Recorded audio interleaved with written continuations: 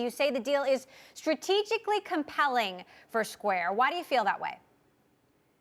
The key thing for Square is that Afterpay brings them this ecosystem, like you said, of younger consumers that really like this alternative form of credit.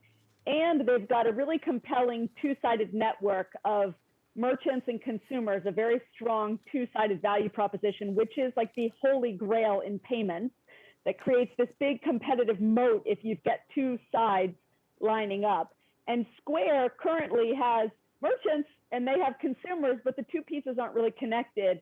The key strategic benefit for Square is that they are now able to connect their two ecosystems of merchants and consumers and start to look a lot more like somebody like a PayPal, you know, that's got a very balanced type of model or type of model. In addition to that, Afterpay helps Square significantly with expanding outside the US, which is another big growth area for Square.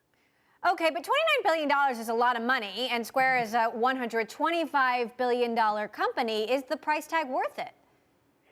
Yeah, it's actually a pretty reasonably priced deal. I think that's why you saw the positive reaction in both stocks today. The right valuation metric with these kinds of companies is something like an EV, enterprise value to gross profit type of ratio. And on that basis, the deal was priced somewhere in the mid-30s. Square is actually currently trading in the high 20s, so it's not actually that different.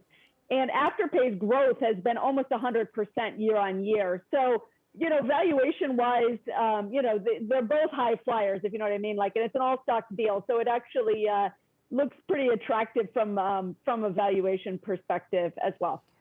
What does this mean for the buy now, pay later alternatives? We've reported that Apple is getting into this business with Apple Pay and Goldman Sachs. You mentioned PayPal, there's Affirm, there's Klarna. Who does this threaten the most?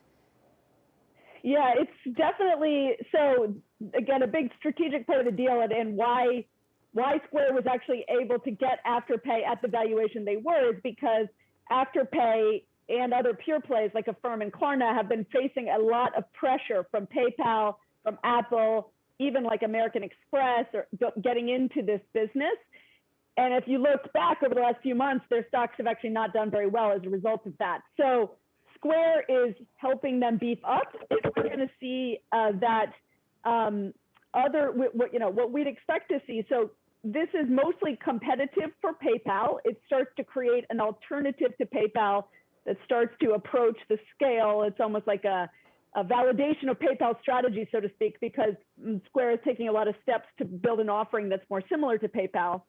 But in addition to that, if you look at other stocks today, like Affirm, for example, was up 15 or 16% today.